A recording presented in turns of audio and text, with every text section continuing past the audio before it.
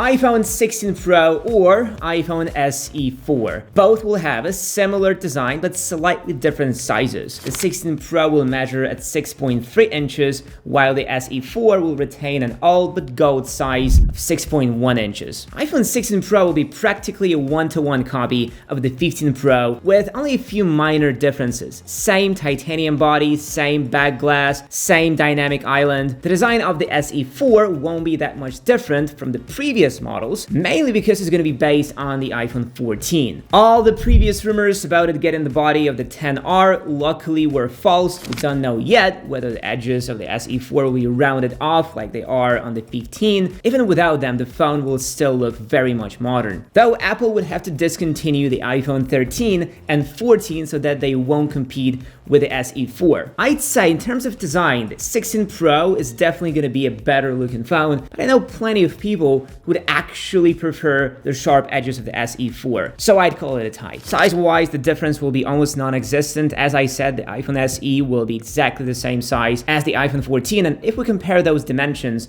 with the alleged sizes of the 16 Pro, we'll see that the 16 Pro will be larger by only a couple millimeters. Add to that the fact that the 16 Pro will use a special border reduction structure technology, which is expected to slim down the bezels even further. This technology allows for a more compact and efficient layout of the circuitry under the display, so the thin bezels of the 15 Pro will be even thinner on the 16 Pro. Obviously, the borders on the SE will be the same as they are on the iPhone 14 because the display panel will be the same. But let me tell you, after you put a case on, these two phones will look practically identical, so I wouldn't count that as an advantage, really. Thinner bezels are cool and all, but the more important benefit of the 16 Pro display will be the higher brightness and higher refresh rate. We'll use a micro lens OLED display and we'll have even higher brightness than on the 15 Pro and significantly reduce power consumption. SE 4, on the other hand, most likely will use the same panel from the iPhone 14, which peaks at 800 nits of sustained brightness. This is more than enough for the majority of people. Will the iPhone SE get an action button? Most likely, yes. The rumors point out that the mute switch on the iPhone SE will be removed in favor of the action button. This button's really cool and has a ton of uses to it, and in my long-term review of the iPhone 15 Pro, I showed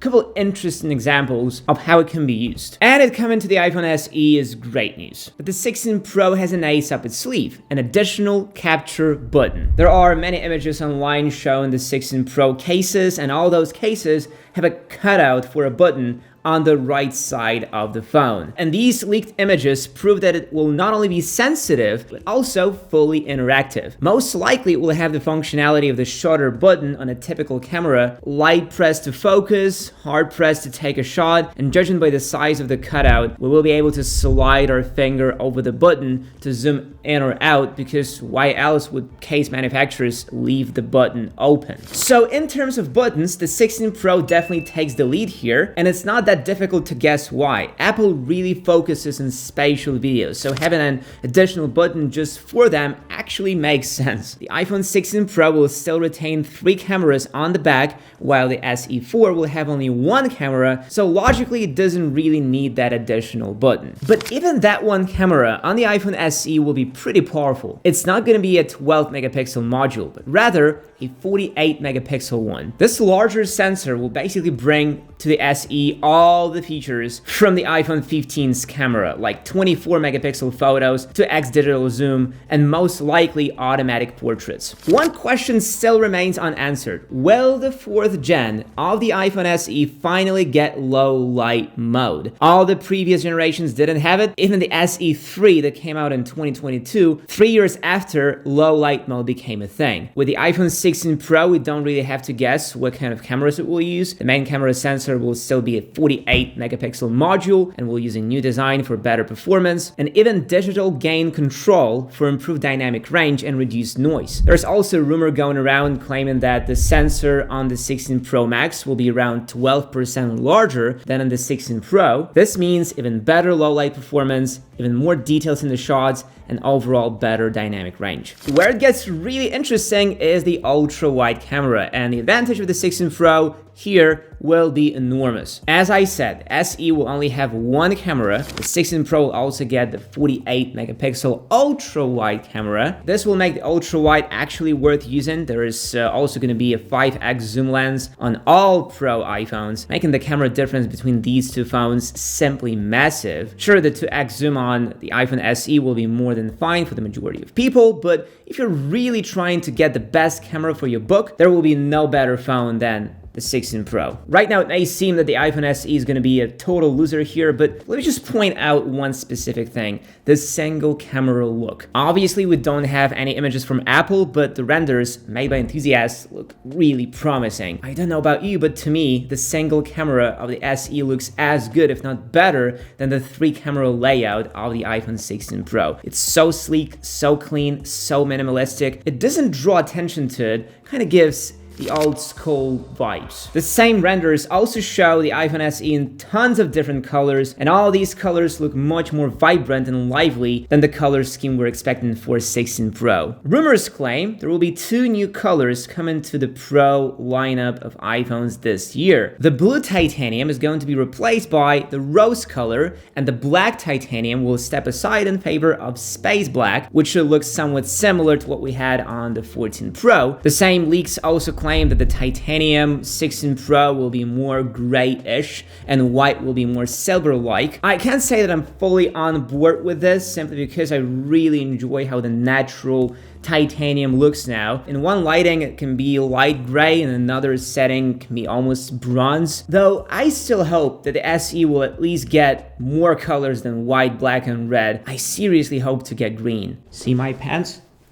I love green. In terms of connectivity, however, both phones will be really similar. All new iPhones will come with a Type-C port, and that includes the iPhone SE. We'll be able to connect all the same devices and adapters to it, just like we did with the iPhone 15 Pro. However, don't get too excited, because the Type-C on the 16 Pro will be much faster. The SE will only get a slow USB 2.0 standard, and as we all saw from the tests on the iPad 10, it's painfully slow. Sure, for most people that's not going to be an issue, because when was the last time you transferred data to your phone via cable? But the second part is much more important. The iPhone SE's Type-C might limit its charging power. We still have no clear proof that the 16 Pro will charge any faster than the 15 Pro, but if it does, this feature will definitely not be available on the iPhone SE. But connectivity, as you might have guessed, isn't limited only to the physical port. It also includes Wi-Fi and Bluetooth. And that's where we should take a little detour and talk about the internals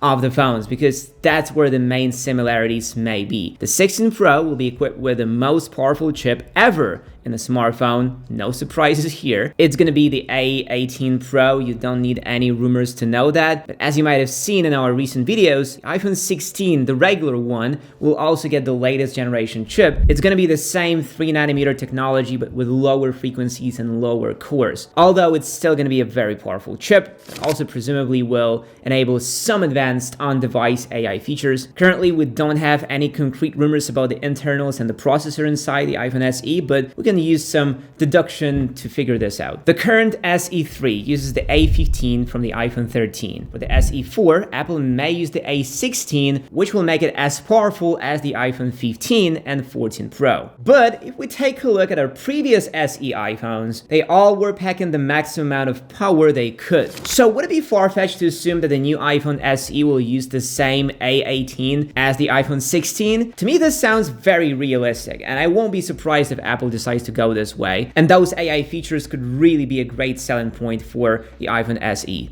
Win-win. At this point, there are only 2 things left to compare: the battery and the price. The iPhone SE, according to rumors, will reuse the battery from the iPhone 14. The iPhone 16 Pro, however, will get a battery increase around 2.5% for the standard Pro model and around 5% for the Pro Max. Technically, the battery on the 16 Pro will be slightly bigger than on the SE, about 5%, but I'd say that SE might still come up as a battery champ, mainly because it won't have a hungry display or a Pro chip inside. So I guess if you're waiting for the iPhone with a great battery life for cheap, you might want to wait a little. It's obvious that the iPhone SE will be worse than the 16 Pro in every way imaginable, but would it really matter when we find out that the 16 Pro will cost 3 times more than the iPhone SE? The 16 Pro this year is rumored to get a price increase, which could bring its starting price to $1,100. The iPhone SE most likely will set you back around $450, which is not a lot, especially if you consider all the features you get for that price. And when will it come out?